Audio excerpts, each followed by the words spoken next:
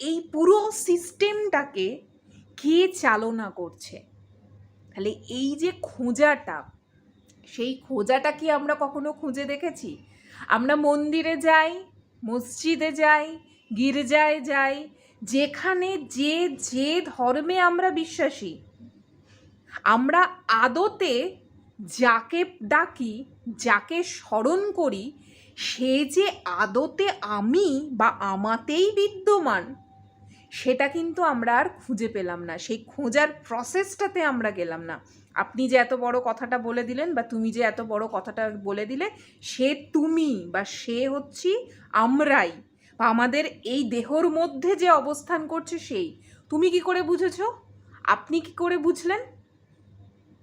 মন্দিরে গিয়ে কাকে দেখতে পাই? একটা পাথরকে দেখতে পাই, যে কোনো না কোনো একটা কিছুর, কোনো না কোনো একটা বডিতে, কোনো না কোনো একটা সুন্দর ড্রেসেতে রয়েছে, এবং তার হাতে অস্ত্র শস্ত্র সমস্ত কিছু রয়েছে। সে যে দেবদেবীই হোক না কেন। কথা বলেন আমাদের সঙ্গে। মসজিদে গেলাম, প্রে করলাম, তাকে জানালাম, সে কি ওই জায়গাটা থেকে উঠে এসে আমার সঙ্গে কথা বলছে? সেটাও তো একটা বেদি, সেটাও তো বাঁধানো হয়েছে। গির্জায় গেলাম, সেখানে গিয়ে দেখতে পাচ্ছি যীশু খ্রিস্টের ক্রস চিহ্নটা রয়েছে, মা মেরির সঙ্গে একটা ছোট্ট শিশু রয়েছে, পাশে যীশু খ্রিস্টের রয়েছেন, তাকে যে ক্রুশবিদ্ধ করা হয়েছিল সেই সব কিছু রয়েছে। সেটাও তো একটা পুতুলের মতো দাঁড়িয়ে রয়েছে। কথা বলছে কি আমার সঙ্গে? কে কথা বলল তাহলে আমার সঙ্গে? এই যে আমার যত দুঃখ, যত যন্ত্রণা, যত ভালো লাগা, আমার না দারুণ রেজাল্ট হয়েছে গিয়ে আমি জানাচ্ছি, আমার অগাধ বিশ্বাস তোমার প্রতি, তুমি ঠিক আমার জন্য কিছু না কিছু করে দেবে। কে শুনলো কথাগুলো? এই যে মন থেকে যে আমি কাউকে একটা মেসেজ করলাম, এই মেসেজটাকে নিচ্ছে এই ইউনিভার্স। আমাদের প্রত্যেকটা শব্দ তরঙ্গায়িত হয়ে সেই বায়বীয় স্তরের মহাকাশের সেই ধ্বনিতে রূপান্তরিত হয়ে যাচ্ছে।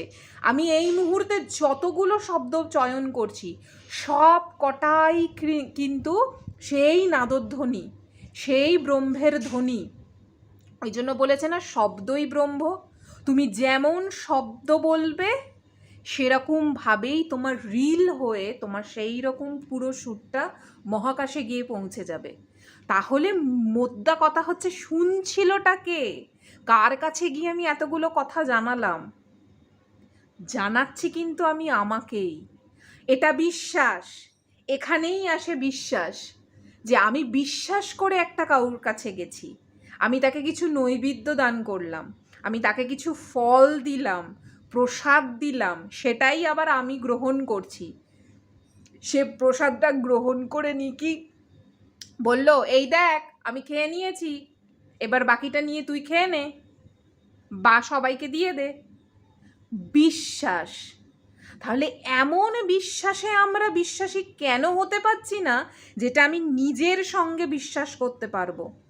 নিজেকে তন্ন তন্ন করে খোঁজার যে বিশ্বাস, সেই বিশ্বাসে আমরা কেন বিশ্বাসী হতে পারি না?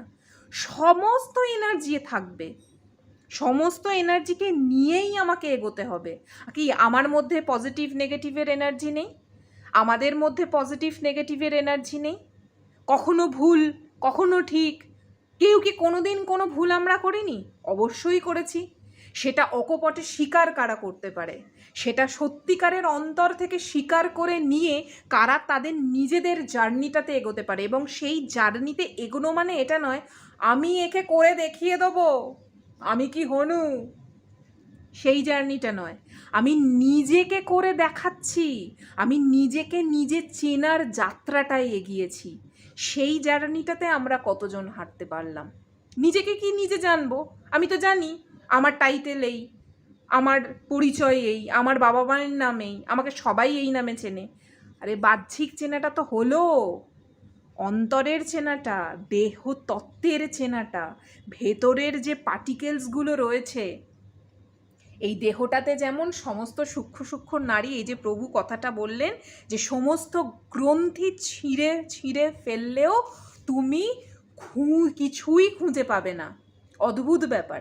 তাই তুমি এখানে তন্ন তন্ন করে বডির মধ্যে থেকে সেই পার্টিকেলসগুলোকে বের করে দাও, নাড়িভুড়ি চচ্চড়ি বের করে দাও, কিন্তু আদতে যে থাকাকালীন এতগুলো ঘটনা ঘটছে, যে আছে বলে এত অনুভূতি, এত ফিলিংস, আমার এই হলো না, আমার সেই হলো না, আমাকে এ ওই করলো, আমাকে সে সেই বললো, সেইগুলো কোথায় যাবে?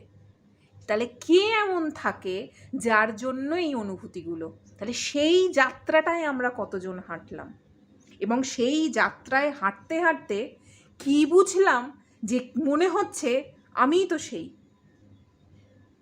কার কাছে গিয়ে, কোন বিশ্বাসে গিয়ে আমি আর মন্দিরে যাব, মসজিদে যাব, গির্জায় যাব?